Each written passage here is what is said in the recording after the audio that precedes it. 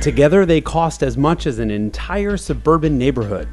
But can any of these carbon fiber supercars beat the Bugatti Veyron? On this week's very special edition of Head to Head, we head to the runway to find out.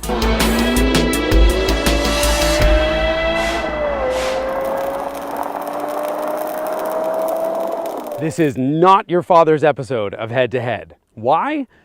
Because we have three cars behind us worth about $1 million and they're sitting on an airport runway.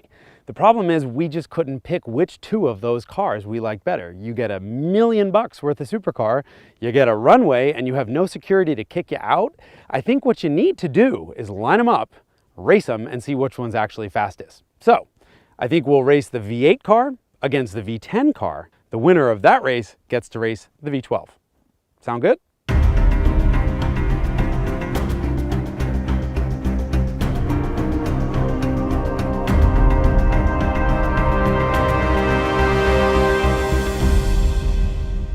In the silver corner, we have the McLaren MP412C.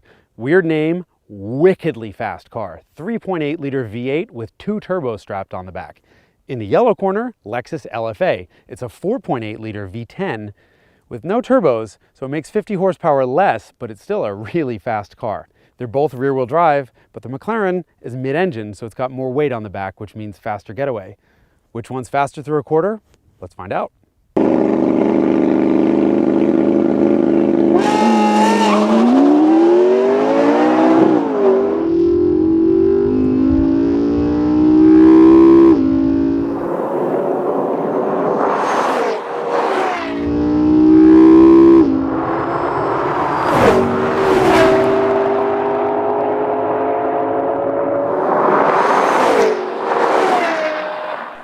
And the McLaren wins. Let's go back and take another look at that launch in slow motion. Off the line, you'll see both cars get moving with just the tiniest bit of wheel spin, but the McLaren's rear weight bias helps it jump ahead.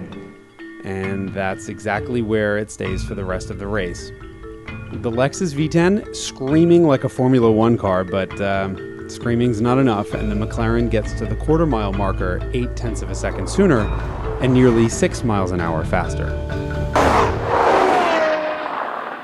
All right, Lexus, kind of the slowest of the bunch, but that's all right because it sounds the best. Anyway, round two, we have the McLaren up against a V12-powered Lamborghini Aventador.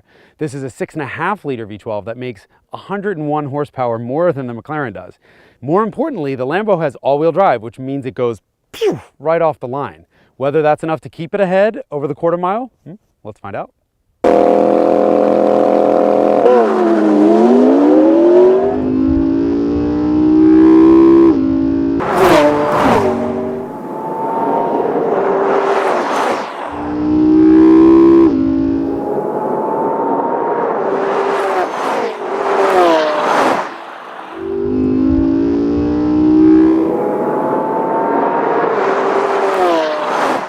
Wait, what?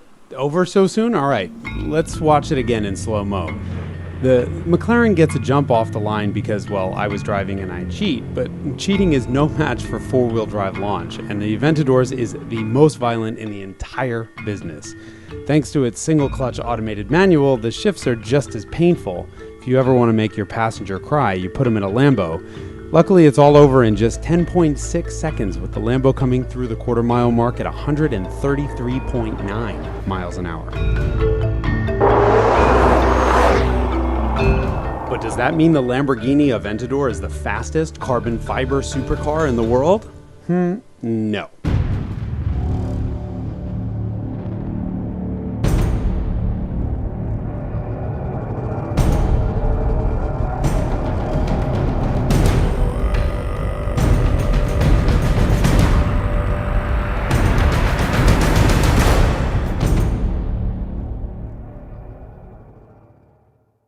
And of course, it's the Bugatti Veyron, which is the undisputed king of fast. The Grand Sport right over there has 16 cylinders compared to only 12.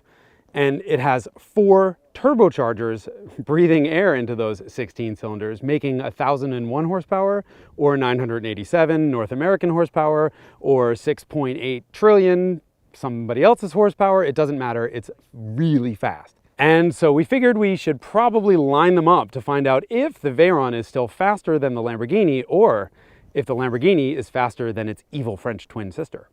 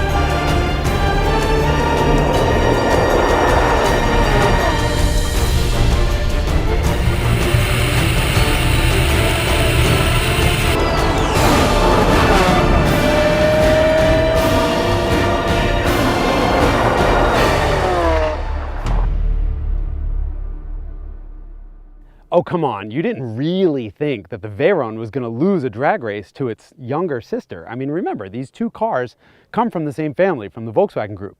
And let's be honest, what happens after the quarter-mile mark is what really counts. The Veyron keeps going to 253 miles an hour versus the Lamborghini's 217. The Bugatti is still speed king, but I think the important takeaway here is that is one fast Lamborghini.